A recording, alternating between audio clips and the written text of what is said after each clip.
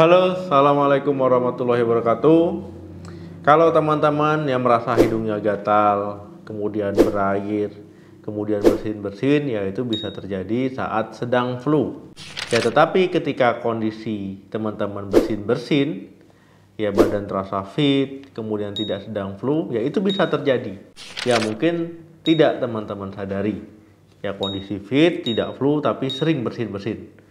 Jadi kita akan membahas sering bersin-bersin padahal tidak flu.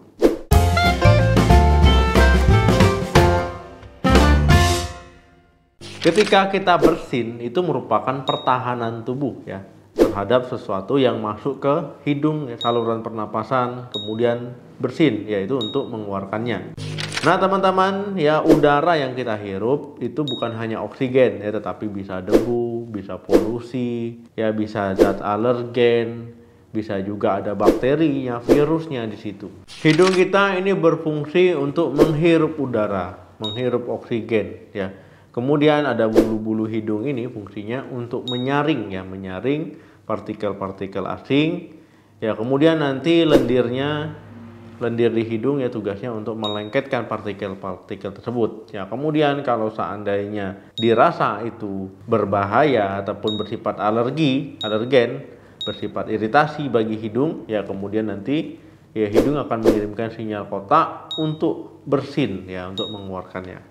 Jadi ada beberapa penyebab yang bisa membuat teman-teman bersin-bersin padahal tidak flu. Ya, di antaranya yang pertama, bau rempah ataupun makanan. Bersin ya bisa diakibatkan ketika teman-teman misalkan di dapur ya lagi masak ataupun lagi lewat, yaitu diakibatkan oleh bumbu dapur ya terhirup ya, kemudian mengakibatkan teman-teman bersin terus-menerus ya, misalkan lada. Ini disebabkan karena lada mengandung zat yang bersifat iritan bagi hidung ya.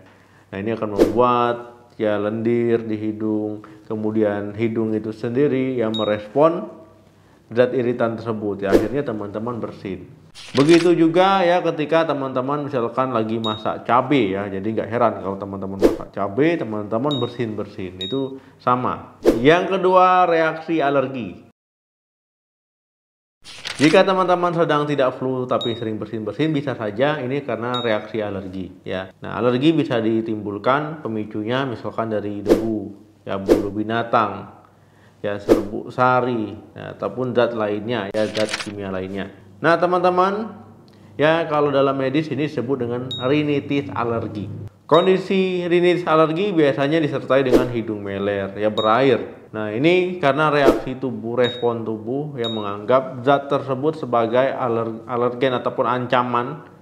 Ya, kemudian tubuh meresponnya dengan cara bersin-bersin ya untuk mengeluarkan zat tersebut. Yang ketiga, perubahan suhu yang drastis. Ketika terjadi perubahan suhu yang tiba-tiba mendadak, ya misalkan dari ruangan ber-AC, teman-teman keluar rumah ya yang agak hangat ataupun panas.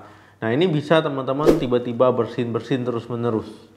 Ini terjadi karena hidung masih beradaptasi ya di ruangan yang baru tadi ya, ataupun suhu yang baru. Nah, saat di ruangan ber-AC ya itu kan posisinya udaranya kering.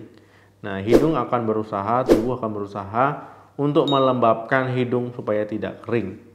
Nah, karena hidung, tenggorokan ini organ yang sensitif ya, nggak bisa kering. Kondisi ini akan segera menghilang ya 1-2 menit ya setelah tubuh selesai proses adaptasi. Yang keempat, karena asap rokok. Asap rokok bisa membuat orang bersin-bersin ya. Nah, ini karena asap rokok kan mengandung banyak sekali zat kimia yang bisa mengiritasi hidung ya. Akhirnya membuat orang bersin-bersin, ada juga yang sampai batuk-batuk.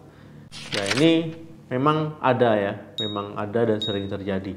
Nah, ketika asap rokok itu terus-menerus terpapar, ya itu bisa merusak bulu hidung kita ya, bisa merusak bulu-bulu halus di hidung. Jika bulu-bulu hidung ini tidak bisa berfungsi dengan baik, ya tentu fungsi dari bulu hidung juga tidak optimal. Akhirnya lendir-lendir bisa menumpuk di situ ya. Akhirnya bisa mengalami gangguan di situ dan akhirnya teman-teman bisa mengalami bersin. Kemudian teman-teman ya ada tip untuk mencegah bersin-bersin.